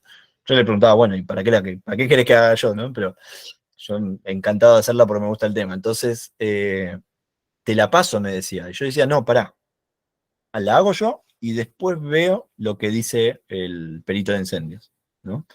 Obviamente yo dije una zona de origen y el perito de incendios dijo el punto de origen lo dio con coordenadas y todo, ¿no? Fue bastante exacto.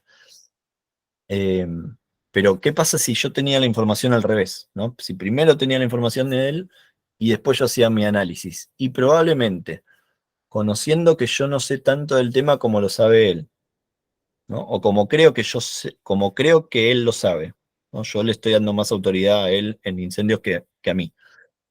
Y tal vez no es así, ¿eh? Tal vez no lo conozco, pero tal vez no es así. Pero yo le estoy dando esa autoridad. Entonces, conociendo eso, tal vez yo lo lea, ese peritaje, e inconscientemente empiece a ver las marcas de fuego que me llevan a la misma zona de origen, a la misma causa, lo que sea, ¿no? Como que de alguna manera me estoy confirmando en él.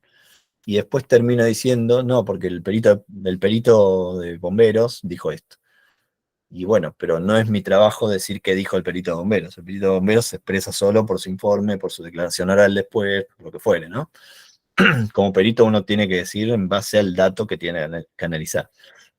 Y les comento que esto a veces pasa mucho desde la misma fiscalía, que la fiscalía lo único que quiere es que le des la prueba pericial que soporte su teoría del caso, independientemente si la teoría del caso es verdad o no. Sí, a veces pasa eso, ¿no? Eh, en análisis de filmaciones eh, pasa mucho que tenemos que ver filmaciones de algo ahí que se mueve de noche, ¿no? Oscuro, todo horrible, que no se ve nada, pero todos tienen puesto que el sospechoso es Felipe Villada, ¿no? Felipe Villada es el sospechoso. Bueno, punto pericial y te dicen, bueno, determine si es Felipe. Se le hace saber al perito, además, que Felipe es amigo de los que también están ahí y que se los identifica claramente. ¿Para qué me dicen ese dato último de que Felipe es amigo de? Me están eh, contaminando casi adrede de que yo diga que ese es Felipe. Y en realidad la imagen no se puede ver nada, ¿sí? Entonces, subjetivamente, subconscientemente, yo voy a decir, bueno, si el resto está identificado y son amigos de Felipe, por lo más probable es que ese sea Felipe, ¿no? Cuando piense que estoy haciendo un análisis que no debería, estoy llegando a una conclusión que no debería tocar en base a lo que tengo que analizar, ¿sí? Y con lo que es reconstrucción, pasa bastante también. No hay que contaminar el perito. Bueno, esto también ya bastante lo decía, no sé si han leído a Conan Doyle, el Sherlock Holmes decía lo mismo, sacate todas las ideas, analizá el dato y después fíjate, ¿no? Después descartá hipótesis hasta que llegues a, como decía Mauricio, ¿no? a la probable. Pero como te decía Mauricio, en la redacción yo te entiendo lo que decís, pero en la redacción, cuidado también con esto, ¿no? Eh, después voy a unir evidencias con esas ideas que tengo, con esas ideas que me hice en el lugar, para ir confirmando y reforzando. Quizás ya con el hecho de cambiar esas dos palabras por corroborar o falsacionar, ya estás haciendo bastante. ¿Sí? Porque confirmar es diferente a corroborar, por ejemplo. Corroborar es decir, bueno, vamos a ver si eso no. Confirmar es, bueno, seguramente sea. ¿No? Y falsacionar ya es algo más un término desde la epistemología, es decir, vamos a buscar que sea falso, vamos a ver si es falso, vamos a darle todas las pruebas, vamos a hacerle todos los test, los exámenes, para que me dé falso. Si pasa esos test, significa que es verdadero. ¿No? Entonces, quizás fijándose, cambiando esas expresiones, quizás nos hacemos un poquito más a la idea de esta de mitigar estos sesgos. ¿No? Martín, sí. Necesito aspectos relacionados al planeta que no por venga, creo. Sí. Bueno, yo creo que soy uno de los inexpertos del área, en este sentido. Y hay pocos peritos de incendios, eso también. Eso, por suerte, ahora hace poquito el profesor Luis María, no sé si estás ahí, que abrieron la tecnicatura, ¿no? Creo que ya se largó este año la tecnicatura de investigador de incendios en el BIUFA, sí. Sí, tal cual. Eh, que eso es buenísimo, eso es buenísimo. Justamente para nutrir esta parte que nos falta. Una de las cosas que también se leen en mucha bibliografía, sobre todo la, la- la anterior a la NFPA, digamos, a las guías de la NFPA, de la 921, es que se hacían la misma pregunta: ¿quién es el mejor perito para investigar incendios? Un bombero, ¿no? Sin menospreciar, ¿eh? Pero bueno, el bombero tiene otra tarea diferente a la investigador de incendios. Esto lo dice claramente la N21. Lo mismo que pasaría en policía. ¿Quién es mejor para investigar un crimen? Policía. Y no, depende qué policía. La de la comisaría hace un trabajo de prevención, la de investigativa hace un trabajo de investigación, la de criminalística hace un trabajo de análisis de indicio. Es diferente, ¿no? Eh, yo, Mauricio, no tengo problema por la historia. No sé si alguien quiere contar algo también antes o después. Pero sí, es un temita el tema de que faltan peritos, ¿eh? Sí. Yo me fui un poquito del tema, disculpen, de la parte estratégica o recomendaciones de análisis de incendio. Me fui un poco más que todo por esto de que la próxima iban a ver la parte de cromatografía, ¿no? Que es mucho que tiene que ver con el muestreo. Si bien están hablando ya del tema de los canes, ¿no? Pero Sí, perdón, Mauricio, sí, si querías contar para... sí, Perdón, mándale. Con el micrófono, como quieras, Mauricio, no hay problema. Bueno, Loreto, tal cual, tal cual lo que decís. O sea, el hecho de saber qué después vamos a mirar, está bueno que si vas como bombero, en el informe de bomberos pongas, bueno, abordamos el incendio de esta manera, rompimos esta ventana para airear acá, le dimos el chorro con la... esas ya son tecnicismos que no conozco bien, ¿eh? El chorro de agua en esta intensidad, qué sé yo, todas esas cosas, ¿no? No se puede. Uy, qué raro, ¿eh? Yo voy a apagar el micrófono mío a ver si es por eso. no, a ver si te puedo enganchar desde acá. Eh,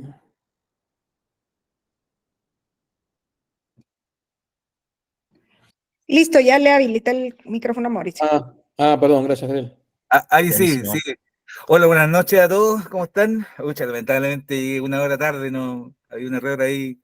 Bueno, pero voy a esperar ver la grabación. No pasa nada, Mira, Mauricio, no pasa les, nada. les quería contar una historia que, bueno, siempre lo comento, siempre que puedo lo comento. Bueno, yo me dedico a la investigación de incendios forestales aquí en Chile, y en una oportunidad, hace como, me parece que fueron 2 años atrás, de Forestal Arauco me envió a realizar una investigación de un incendio acá en la octava región, un incendio que afectó a la planta que tenían ellos, que llegó hasta los patios de la planta de celulosa que tenía Arauco.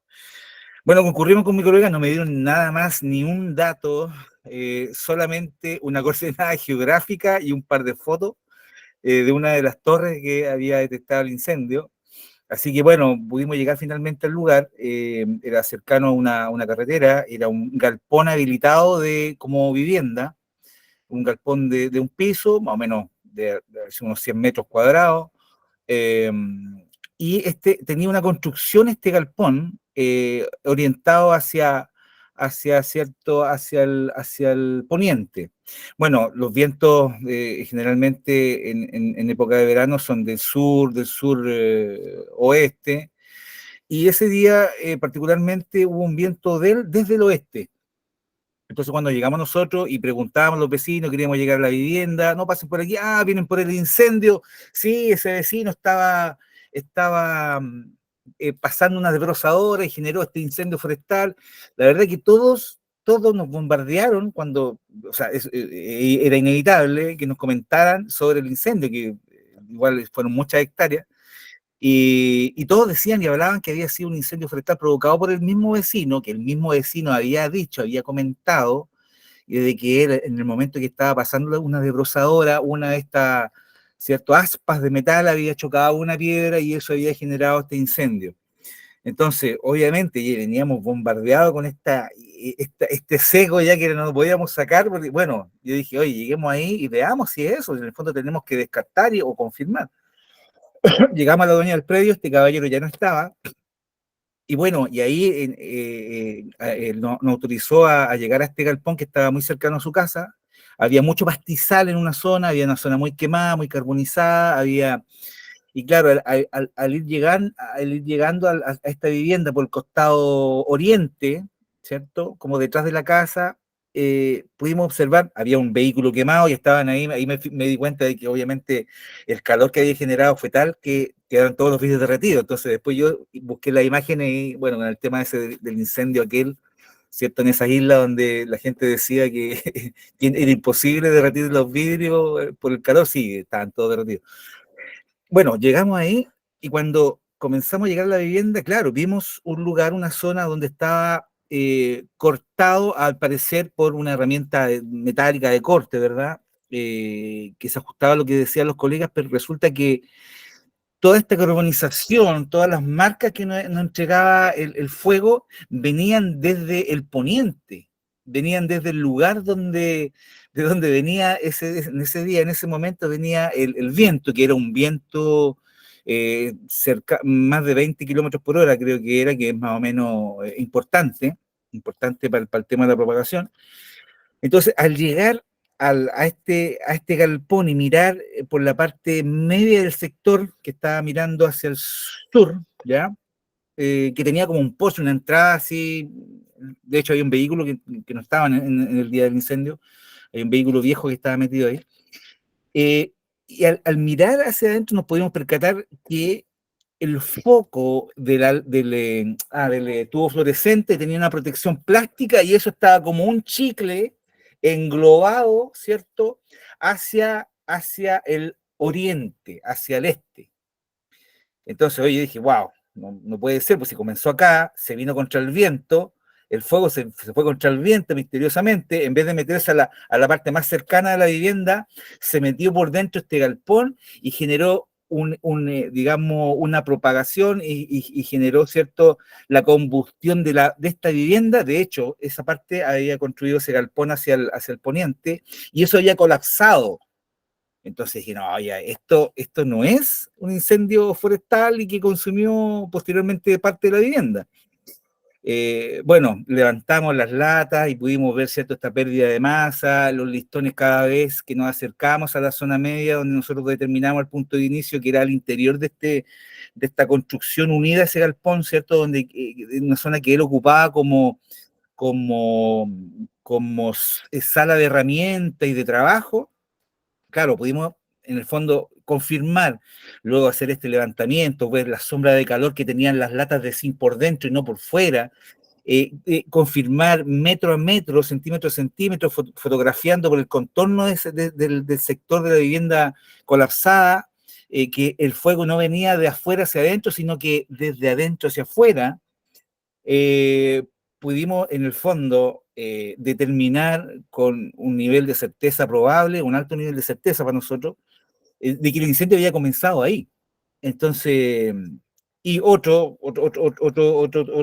acción que realizamos fue que la imagen del dron desde el aérea, claro, nos daba que este incendio había comenzado por esa ala y se había propagado en favor del viento.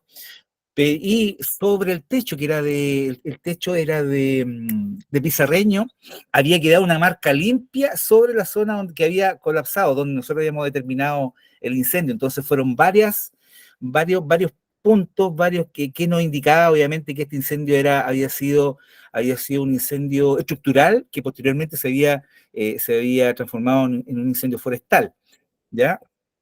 Y ahí me di cuenta que, y en ese tiempo recién estaba tomando cursos sobre incendios estructurales. La verdad que tenía muchos cursos de incendios forestales en CONAF y otros cursos en España a distancia. Y me di cuenta que sin la información que yo adquirí sobre la NFPA 921, ¿cierto? La 1033, ¿cierto? Sobre el análisis de estos sitios de suceso de incendios estructurales, yo no hubiese llegado a esta conclusión. Entonces fue tal el punto que nosotros cuando posteriormente fuimos a donde bomberos y fuimos a carabineros nos decían lo mismo, no, si fue un incendio forestal que se transformó en incendio estructural. Pero yo a conversar después con un bombero y explicarle todo lo que nosotros habíamos hecho en el sitio del suceso, se dio cuenta, oye, claro, finalmente fue el mal menor. Él, en vez de culparse porque estaba soldando la hora a las 3 de la tarde, ¿cierto? Con la temperatura máxima de calor se dio a esa hora. Claro, él dijo que estaba trabajando con la desbrozadora, haciendo un trabajo para evitar un incendio forestal. Entonces, finalmente me llamaron de Arauco después que envié el informe. Bueno, me felicitó la señora, me dijo, dice que bien amplia su mirada, señor Pinochet, porque en el fondo la PDI y CONAF habían dicho que en sus informes que esto era un incendio forestal, que se transformó, o sea, que posteriormente afectó a la vivienda, pero fue completamente al revés. Bueno, eso es más la historia que les quería contar. Claro, fíjense el tema de los testimonios, ¿no? Ya lo sabemos, o sea, en la parte histórica ya de criminalística habla, ¿no? De la evolución de los medios de prueba, de cómo se le empezó a dar más importancia primero, bueno, a las ordalías, a los juicios de Dios, ¿no? Y que después pasamos a los testimonios, y después que se empezó a ver que quizás el testigo miente, y que miente en forma consciente como subconsciente, como que tiene estos falsos recuerdos que se le crean. Por eso toda la cuestión del testimonio de que realmente sirve, sí, sirve muchísimo en la investigación criminal, pero quizás recordando que no somos investigadores criminales, desde el lado de criminalística, pero también, como comenta Mauricio, ¿no? Desde la parte de incendios, la parte testimonial hay que dejarla de lado, ¿sí? Es impensable seguir tomándolo para la pericia. Realmente es lo que define Dror como un sesgo cognitivo. Estamos analizando información que no tiene nada que ver con el dato que tenemos que analizar, que es la vaina servida, que es la marca de fuego, que menos mal que Mauricio ahí hizo el trabajo completo, porque tal vez si no tenía esta experiencia de los cursos que había hecho, y solamente se dejó llevar por lo que decía el testigo, bueno, y tal vez quedaba otro tipo de hecho, ¿no? Y acá en este caso, bueno, era un forestal que pasaría un daño de vivienda, pero en otros casos más graves, bueno, ¿a quién se le culpa la muerte? ¿A quién, ¿no? ¿A quién se imputa por la muerte de alguien? ¿A quién no? Es un tema. Una experiencia cortita que les puedo comentar desde la parte criminalística, ¿no? De homicidios, por ejemplo. Yo me acuerdo que tenía una de mis primeras pericias de reconstrucción. Tenía que entregar el informe a las 8 y creo que eran las 5, yo estaba en la oficina todavía porque tenía un montón de laburo, y había terminado, ¿no? Yo ya terminé y dije, bueno, en vez de irme a mi casa, me quedo acá tomando mate, qué sé yo, ya estoy cansado, listo. Pero tenía el expediente y lo tenía completo el expediente. Entonces me pongo a revisar el expediente, por de chusma que soy nada más, pongo a leer y encuentro una de las primeras entrevistas que hay a testigos presenciales, ¿sí? Y esto es algo que pasa mucho en la serie de televisión, sobre todo anglosajona, que de alguna manera buscan corroborar lo que se hace pericialmente con la confesión, con los testigos, ¿no? Bueno, Entonces, como que se me vino esa idea, dije, vamos a ver qué dice el testigo, ¿sí? Que encima leía es un amigo de la víctima, o sea, bueno, el tipo quiere justicia, yo también, ¿no? Tenía estos mismos ideales. Y digo, bueno, seguramente va a decir lo que digo yo. Decía exactamente lo contrario a lo que yo había determinado. Pero exactamente lo contrario. Yo dije, entró por acá y le disparó así, así, así. No, él dijo, no sé, cayó por allá y todo lo contrario, dijo. Bueno, imagínense, yo que eran ya a 2 horas de entregar el informe de la fiscalía, sí o sí lo tenía que entregar ahí, porque me mataban si no. Nuevo en la profesión, tenía 1 año como mucho, en las pericias menos todavía. Y digo, bueno, ¿qué hago ahora? O sea, me equivoqué, tengo que borrar todo y empezar de cero. O sea, no llego, en 2 horas no llego. ¿Quién me mandó a estudiar esto? Bueno, todas las preguntas existenciales había así por haber. Y digo, bueno, ¿saben qué? Ya está, listo. Yo la entrego y fue. Listo, y que sea lo que Dios quiera, ¿no? Me resigné totalmente. Agarré y seguí leyendo el expediente, porque dije, ya fue, total. Me equivoco, listo. Sigo leyendo y encuentro otra entrevista al mismo testigo presencial que empieza diciendo, vengo eh, a rectificar, digamos, mi testimonio, pero en realidad vengo a decir la verdad, porque la primera vez yo ya sé quién mató a mi amigo y lo que yo estaba buscando era una justicia por mano propia, yo lo iba a vengar a mi amigo, lo iba a matar yo. Pero hablando con mi familia y mis amigos me convencieron de que venga y diga la verdad. Y la verdad fue esta.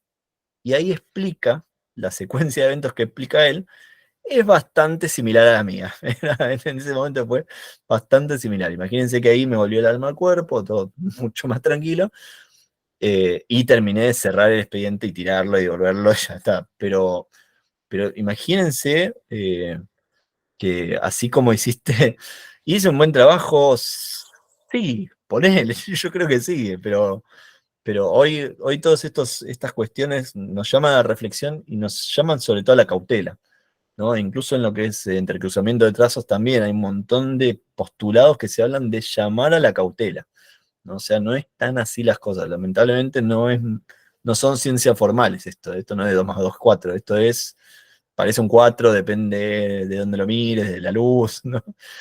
Pero sí me pasaba esto, y lo que sí quiero dejar bien claro que esto, si bien el perito más inexperto, el que más iniciante, el junior, puede ser el que más influenciado se vea, no es el único. No es algo que le pase solamente al iniciado. Nos pasa a todos. Vaya, yo me hago el que no soy iniciado. Eh, Esto nos pasa a todos, ¿sí? Por más experiencia que tengamos, nos puede pasar. Otro efecto, bueno, el Dunning-Kruger, Mauricio, tal cual. Dunning-Kruger, lo que ellos explicaron es que la confianza y la sabiduría de un tema va en, como que se observa el fenómeno en relación inversamente proporcional.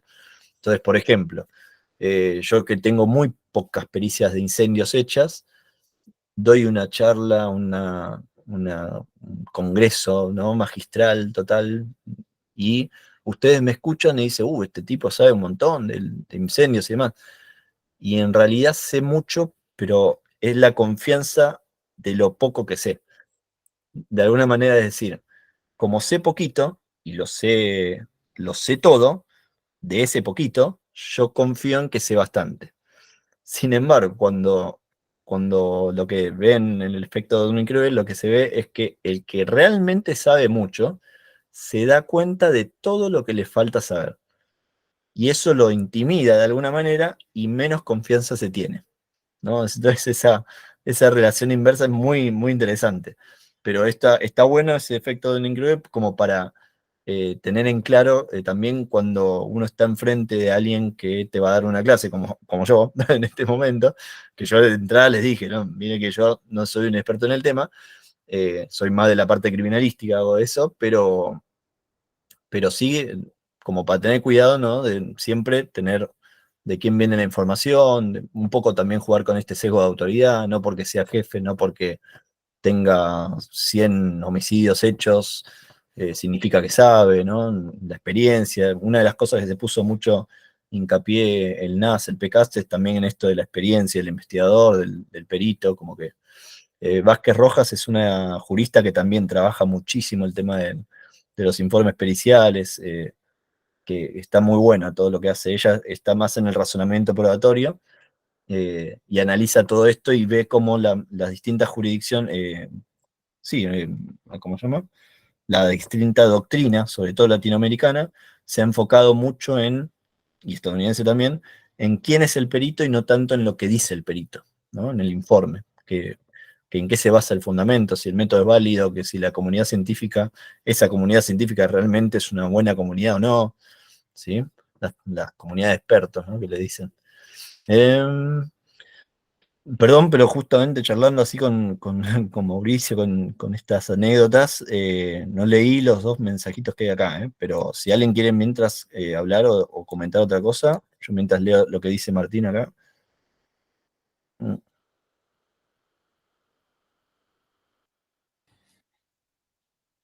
No, simplemente, perdón, para ir comentando esto, por lo menos a mí me resultaba o me resulta interesante, bueno, con Martín, con vos, con algunos otros chicos que nos hemos cruzado en este ámbito de investigativo, si se quiere, que siempre por ahí intercambiamos alguna info, algún hecho o algo. Y yo rescato mucho, por ejemplo, el trabajo de ustedes como del área de criminalística, más que eh, o haber nacido de la parte de incendio, como por ahí nos toca a nosotros en principio, que hay una metodología y una forma de trabajo que a veces reconozco que a nosotros nos falta un poco entender ciertas cuestiones y me gusta mucho a veces mirar eso como para ver, che, ¿qué puedo mejorar de lo que nosotros venimos haciendo, ¿no? Creo que también eso es importante, el poder tener otras miradas más allá de lo típico, si se quiere, de investigativo puro de incendio, por decirlo de alguna manera, y espero que se interprete bien. Eh, y después, obviamente, entiendo que cuando hablamos de toda la parte de informativa, es una herramienta más. Así como planteábamos que el jueves que viene la idea era tocar ciertas herramientas que a nosotros nos sirve, como puede ser un perro, como puede ser la cromatografía, como puede ser otro tipo de herramientas, eh, la información no deja de ser eso también. No nos podemos guiar específicamente con eso, si bien hay parte de la información que puede ser concreta, como puede ser un video, puede ser alguna cosa así, pero nosotros nos tenemos que basar en una cuestión científica, si se quiere. Y más en este tipo de escenarios donde es muy destructivo. Es muy destructivo por el mismo accionar del fuego, del calor y todos los productos de combustión. Es muy destructivo por el accionar de bomberos. Y es muy destructivo hasta muchas veces hasta que llega el investigador de incendios a un lugar. Entonces, ahí va en la complejidad también de todo esto. Y obviamente entender todos estos sesgos que vos bien explicabas, que repito, por ahí muchas veces nos olvidamos de estas cuestiones a tener en cuenta, que después a nivel judicial puede llegar a perjudicar el no haber entendido concretamente esto, el no haber entendido el método científico, que es la base. Fijémonos que todo esto está al principio de arrancar a estudiar toda una cuestión investigativa. Pero bueno, simplemente quería comentar esto nada más. Y Y lo entiendo lindo que... de esa destrucción es a mí lo que me apasiona de la investigación de incendios es que uno va y decís, acá qué voy a poder determinar, está todo, el peor escenario que tiene un criminalista, por ejemplo, porque está todo tirado, roto, quemado, ¿no? Pero cuando uno se pone a investigar, a analizar estas marcas y demás, empieza a encontrarle sentido, eso es lo que más a mí me gusta, ¿no? Del tema, pero sí, sí, sí. Eh, lo que sí he visto a mi entender, tal vez interpreté muy mal yo, pero he visto el tema de que decir, no, bueno, yo aplico un método científico. Bueno, ¿cuál? No, el método científico, está bien, pero ¿cuál? Porque el método científico va variando, depende de la disciplina, se tiene que ir adaptando necesariamente. Y a veces pasa eso, ¿no? Como que, sí, sí, yo aplico el método científico. Bueno, ¿cuál? No, esto de generar hipótesis, está bien. ¿Y cómo lo haces? ¿No? A veces pasa eso vacío, yo soy muy molesto en ese sentido, creo, ¿no?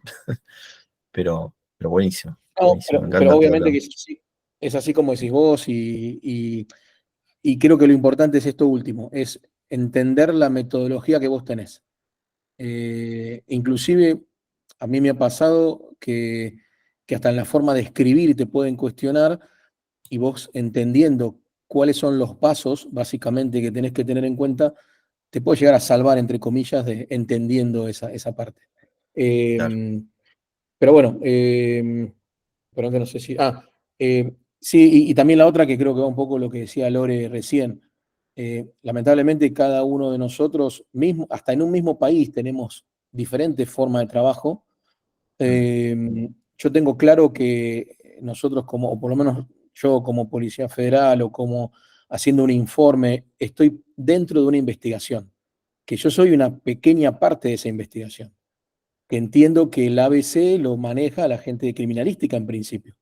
Pero bueno, acá sabemos claramente que por ahí en nuestro país y por ahí en muchos lugares, eh, los que manejan un poco criminalística, a lo mejor el tema de incendios no lo tocaban, hoy por suerte sí, o por lo menos entendiendo qué es lo que uno tiene que hacer, y simplemente uno pasa a ser como un especialista en algo, como puede ser el de papiloscopía, el de balística, el que maneja un poco la investigación, tiene que conocer un poco de eso, pero saber a quién convocar en una cuestión especial, si se quiere, pero obviamente conocer un poco.